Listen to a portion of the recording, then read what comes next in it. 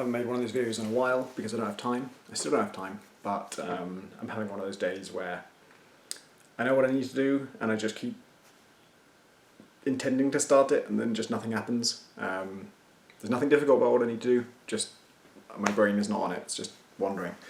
Possibly because I've been working non-stop for a long time now, so this is my way of having a break.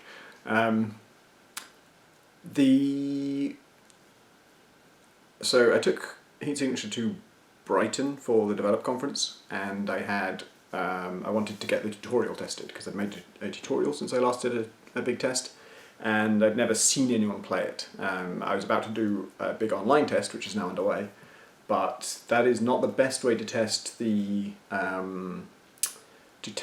intuitiveness, I think, and player training, which are two things that you need to get right, and obviously a key for the tutorial. Tutorial is where that stuff is going to live, the most important parts of it. And when you watch someone play, if you do it online, you'll find out if it's bad or good, but you won't find out why, really. You can ask people, but they won't be able to. People can't tell you what they don't know, and if you watch someone play, you can see what they don't know. You're like, oh, you don't know, oh, you can just press this, you can just skip that, or whatever. So I did that, went really well. It was mostly pretty smooth, actually. I think compared to Gunpoint's tutorialization, which had to go through so many iterations to teach people how the crosslink worked, this was mostly right the first time. There were a few big problems that I was able to fix, and then able to test the fixes and get through all that pretty quickly. Then we did a big online test, which is still ongoing. It's about to shut down soonish. And I went through some of the feedback for that early because I was basically wanting to know what to work on next, like what to change during the test. If you wait till the test is over before you change anything, then you don't learn whether the changes worked. Programmer John's job was bug fixing and fixing crashes and stuff, and my job was to tweak design things and see if those are gonna work. When you make a change, you both need to know, does it crash now, and also does the design change have the intended effect on the player's experience? So I had to read some early feedback. That's bad because the earliest feedback is going to skew negative, because I tell people, give me feedback either when you're done with the game or when you've played. Actually, I think I just said either when you're done with the game or before the end of the test, which is going to be like in a week's time. So all the people who are happily playing and not giving me feedback because they're waiting until the end of the test or until they feel done with it. All the people who feel fucking done with the game are telling me right fucking now. And so I get all of the negatives probably, and only a fraction of the positives. So I didn't pay much attention to the skew of it, to what percentages of people were liking it versus... I did look at it, and by far the most common score out of 10, I asked people to rate it out of 10, was 8, which is great. I'd be very happy if it ends up being generally agreed upon as an 8 out of 10 game. But it wasn't so much the number of negatives, which I knew would be artificially high.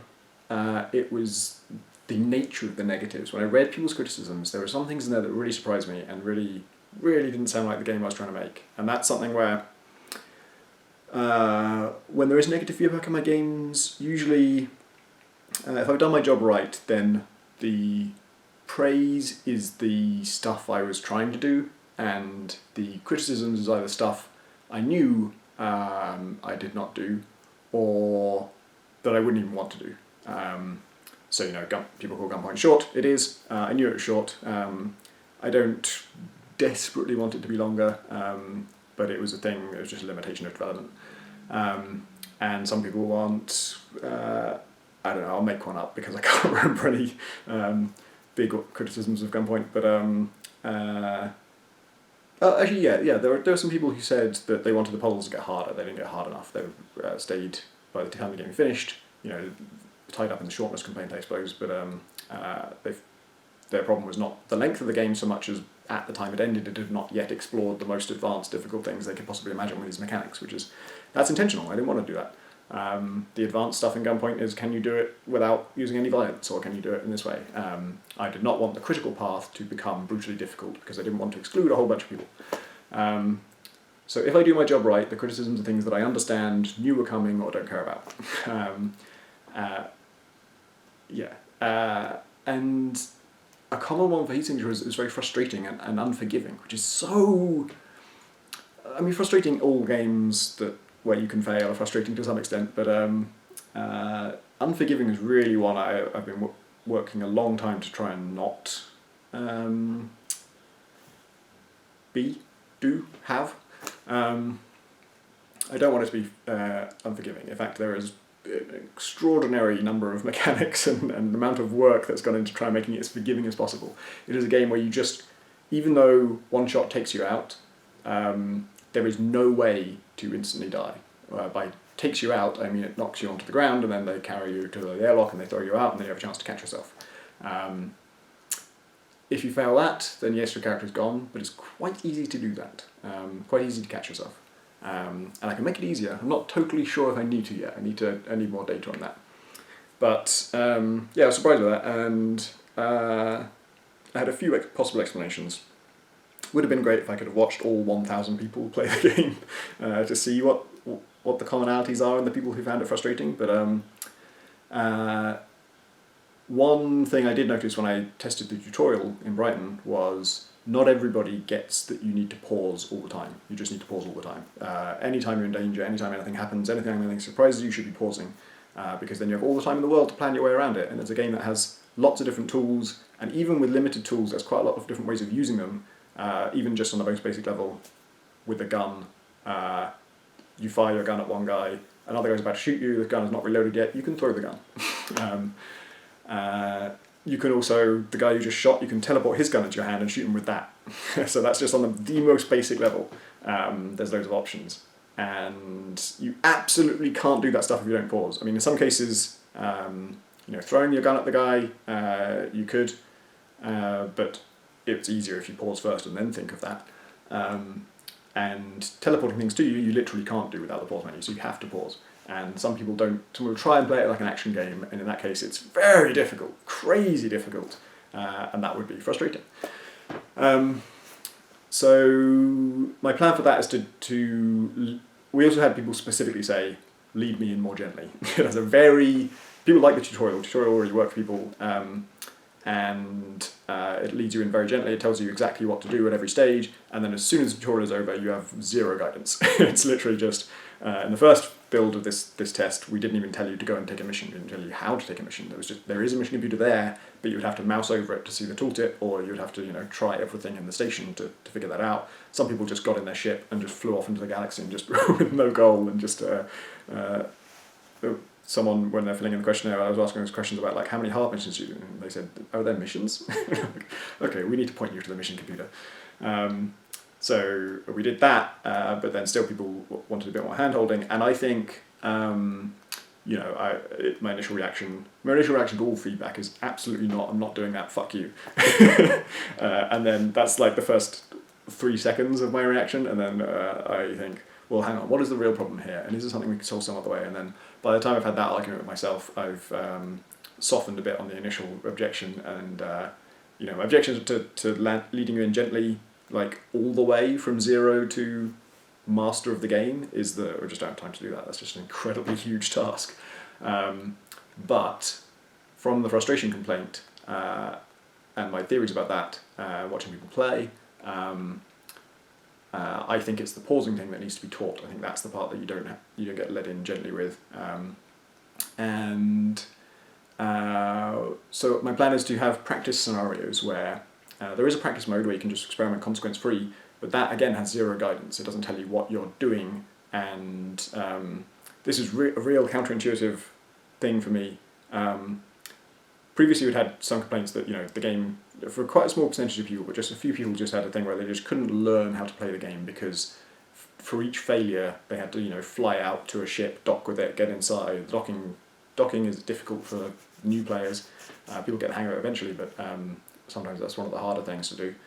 And then they get shot suddenly without really knowing what happened, and then restart and have to go through it all again. So we added a practice mode where you can just mess around in there, consequence free. You never, even if you use up all your gear, you get it back as soon as you leave practice mode. You can reset it with the hit of the R key. It's just instantaneous reset.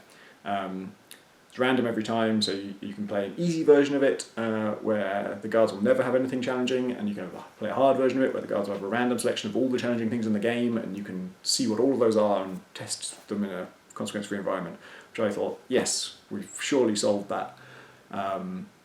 Is it feedback loop? The feedback loop of trying something, finding out whether it works or not, then getting to try again is now way shorter, and you've got all no consequences at all, so it shouldn't be at all frustrating.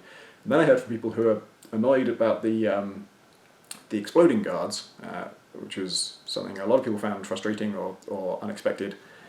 When you are taking on a mission, it will warn you about the exploding guards. Exploding guards flash with a big orange thing. These are guys who explode when they die, so they won't blow themselves up, and you can avoid blowing them up by using non-lethal damage, but if you shoot them with like a bullet or stab them with a blade, they're going to explode. And if you take a mission with them, they are glowing on the mission preview thing, and if you mouse over, it will tell you what explosive guard is and how to take it out and all this stuff. And people still found them really frustrating, and I'm baffled by this on many levels. One was didn't you read the thing? They're so glowing. I made them glow even more now, but they were like, originally it was just a red backpack, and I played and I found I didn't spot that always, so I asked John, like, hey, can we make this more pronounced? And he gave me this flashing strobe thing that I put in, and it pulses, and it's bright, it's motion, it's red, so it warns you. It's the colour of warning, and that still was not nearly enough for people. But I thought, well, the mission screen forewarns you, and the practice mode has no consequences. How can this possibly be frustrating? And the answer is partly like some people don't read the previews on the mission selection screen, which is, okay, so be it. You've dug your own grave. There's not a lot I can do about that, except I flag it up more now. But if you refuse to read the preview of the mission before you do it, you are going to hit frustrating situations. I have to have some form of challenge in the game. It can't be literally you board the ship and then I tell you you win. It has to be some things that fight back. And the type of things that fight back that I like are things where you know what the rules are before you go. And I can't do that by having like a voiceover explain them to you as you board the ship. That's never going to work. It has to be text, and it has to be available to you before you start the mission, so then you can choose the mission based on whether or not you like those kinds of habits. So I'm doing the best I can on that. But then practice mode, they raised a pretty good point, which is that because it's just randomly generated, you didn't choose this mission, you never got to see a page of information about how this works. And so the fact that exploding guards explode is a total surprise to you. And it's technically possible to find out if you pause and you mouse over them, it'll tell you a little bit. But I don't teach you how to do that. And the fact that it's consequence-free softens the blow for sure. It would be much worse if you actually lost your character to that. But all the same, I have now created a situation where this thing that I knew I needed to warn players about, I don't warn them about in this one context, and so it seems sudden and total fuck you. So, Jesus Christ, it's hard not to make things, unexpected. So I'm pretty confident I can make a tutorial scenario where it's a bit more scripted, and I tell you, I control, usually when you just go in with whatever character you're using and you have that character's equipment. But what I want to be able to do now is give you a wrench and a short blade, and then tell you, hey, hit this first guy with the wrench, then hold down right mouse to use the short blade, and you'll stab anyone who comes near you, and that'll take out all the others. And I know I will control what defense kit the guards have to make sure they're not invulnerable to that. I will put a to-do list on your screen of what I'm asking you to do step by step. Ideally, I would like to check those things off as you do them, but that would be a whole load of extra work, so I don't hope. It might be maybe more efficient to just make more scenarios that lead you in even more gently. And I could make, if I don't have to check off the things on the to-do list, if that's a feature we decide not to do, then I could make 20 times more practice scenarios than if I did do that code. But who knows what the right answer is there. I will have to experiment and see which things feel like the right solutions as I make those. But the key thing of that, the main thing I want to teach in at least I'll have at least one tutorial scenario dedicated to this, maybe even two. These would be super fast, by the way. You'll do them in 10 seconds if you know how to do them.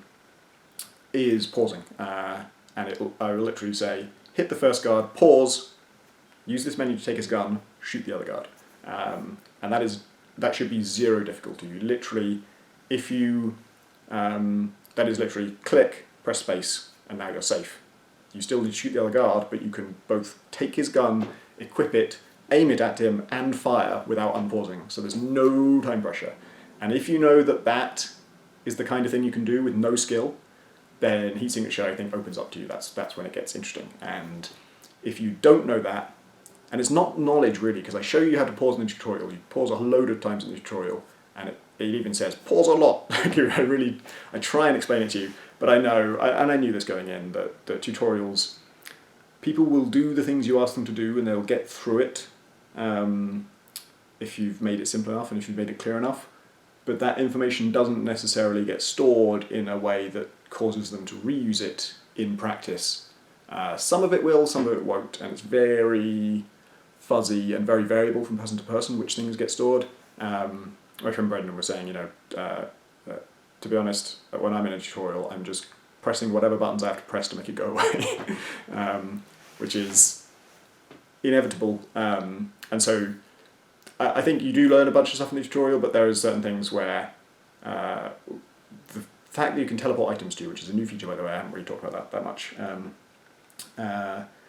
that is, you do it like 3 times in the tutorial, and most people come out of the tutorial not knowing you can do it.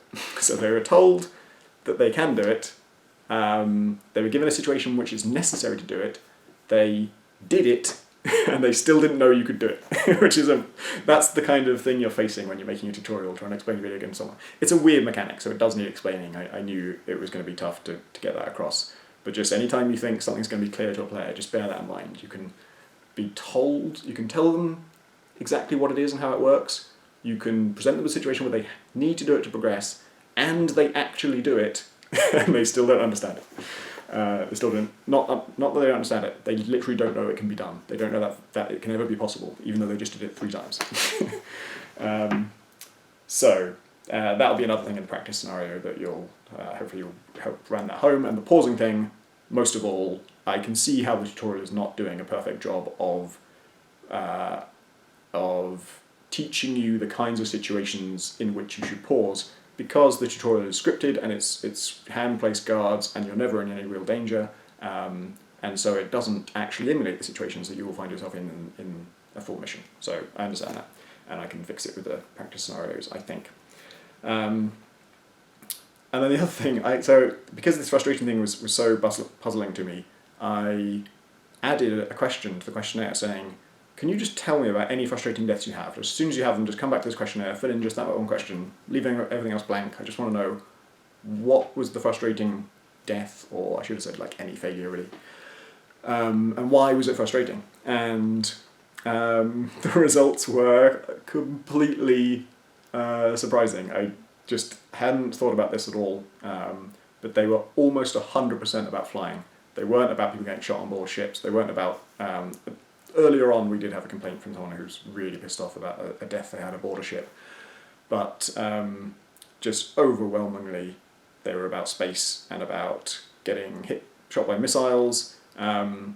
Lots of people talk about getting hit by a missile as if it ends the game immediately, and it doesn't. There's a recovery mini-game where you have to hold down certain keys to recover.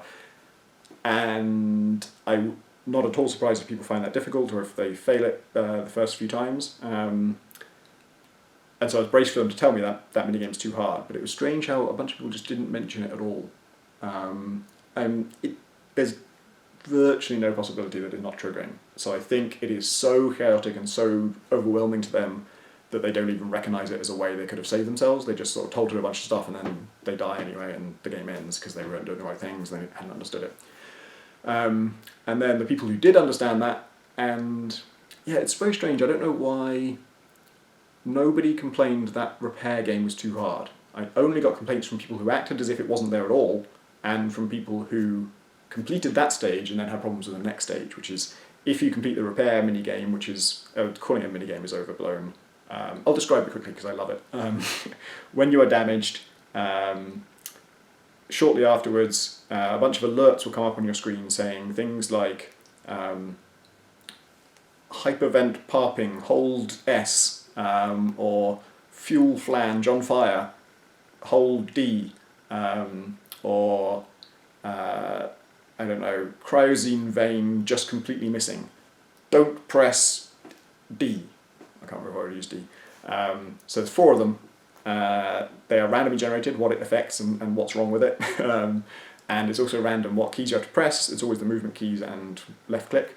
But one of them will say don't press that, and it's different each time. So you can't do it by rote, but you have to hold them down. It's not a quick time event where you have to hit them in sequence within a certain time. It's each of these things is a problem, each of them is getting worse the longer you don't do what it tells you, and you have to do them all at once. So the idea is to capture the feeling of like, if you're in a spaceship and it takes damage, there'd be like, this pipe has burst over there and we've got to like grab that to hold it together, and this thing you've got to keep pressing this button to flush the whatever, and then this other thing happens, and it's all about holding it together with both hands, like this chaotic manual challenge of like, ah, God, just hold it together, just, okay, we're fine. And once you are fine, you have to get back to a station. The whole point of damage to your pod is it's to tell you to fuck off, basically. I don't want it to end your life, but I don't want it to let you just carry on and finish the mission. It's supposed to be like, you failed this, go away. You can have it on the go, as long as that shit wasn't on a short timer. So after you complete the repair mini game, you're now on emergency fuel. Usually you have infinite fuel, but after taking damage, let's say you've just leaked your main fuel reserve or something, and now you have a certain amount of fuel to get home. While you thrust, it drains, and while you don't thrust, it doesn't. That I really, really like that little bit of the game. I find it really fascinating and the simplest thing in the world to code, but I find it a really intriguing challenge when you're very far from home. How do you get there in space with limited fuel? Because early on, it's hard to judge the exact direction you want to fly in. Well, my hands are not on there. There we go. It's hard to judge the exact direction you want to fly in to reach the station. But any thrust you make now will have a huge effect on your final position. If you have very limited fuel, you just want to do like a small thrust and then let yourself coast. Like that. Because in space you don't need to keep thrusting to keep moving. And you will realise you're slightly wrong, and then you'll want to course correct. But again, you want to course correct as early as possible, because then a small amount of thrust will go a long way in terms of changing your eventual position. But early on, it's harder to judge. So there's this constant balancing game of like, do I want to correct my course, but maybe I should wait until I'm a bit more sure of exactly how much I need correcting. And then there's another level of sophistication to it, which is if you understand thrust pretty well, then you know that, if you're coming in, God, it's really hard because it's mirrored on my previous screen. If you're coming in like this and you're going to go too high, the intuitive thing for most people to do is I'm going the wrong way, I want to thrust towards this. So I'm going to thrust, instead of, I'm already travelling this direction, now I want to thrust in this direction because that's where I want to go. If you understand thrust and space a bit better, then you don't want to thrust in the direction you want to go. The thrust is meant to achieve the difference in your trajectory. So the difference between this and this is not this, it's this. You need to thrust down, or sometimes even like back a little bit because you've got too much forward velocity as well and you want to correct for that. So you're doing like vector math in your head. In retrospect, I could have foreseen that not everyone would be on the same level in their skill with this as each other. And so some people just find this, some people literally say it can't be done. They're just like, this is impossible, you can't possibly make it back at home on this. And so I have now changed that to be, I made it a lot more forgiving, which I was reluctant to do because I really like it in its current state. If you fully understand how to play, then it's a really fun game. But this is a sub game. It's so not the game, so I don't want to be ruining the rest of the game for people by how hard that is. But as a concession to, or to kind of preserve the thing I like about it when it is tough, every time you get damaged, your emergency fuel reserves are reduced. So next time it happens, you will have less. And if you keep getting hit more and more and more, that game will get harder and harder. The thing I like about this, we already had that a little bit in the sort of bleeding recovery game, where if you get thrown out of an airlock, you've got a certain amount of time to catch yourself. Next time you have less time. In both cases, the thing I like about this is that if you find that minigame difficult, you might fail it. And if you fail it, you'll die and you'll start a new character. And then the new character will be back up at the most generous possible setting for this minigame. And so every time you do it, basically you'll be on the most generous setting until you get enough of a hang of it that you survive that incident, and next time it will be slightly harder. So it's kind of self-balancing thing. If you're good at it, it will keep getting harder until you can't do it.